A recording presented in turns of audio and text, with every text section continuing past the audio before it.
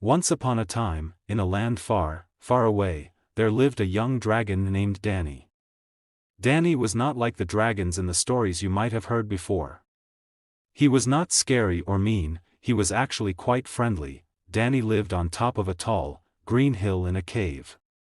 His cave was filled with books of all shapes and sizes because Danny loved to read.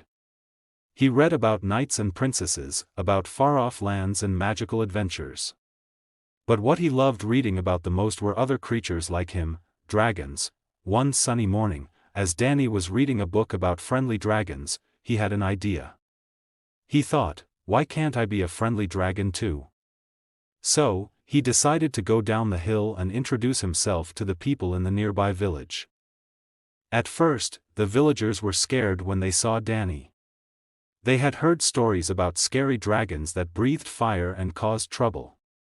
But Danny smiled warmly and said, "Hello, I'm Danny, the friendly dragon. I promise I won't hurt anyone." The villagers were surprised by Danny's kind words and friendly demeanor. They started to talk to him and realized that he was indeed a very friendly dragon. Danny showed them his favorite books, and he even taught the children in the village how to read and write. As the days passed, Danny and the villagers became the best of friends. Danny was the most loved dragon in the land, not because he was the biggest or the scariest, but because he was the kindest. One day, a storm was approaching the village. Dark clouds gathered, and strong winds began to blow.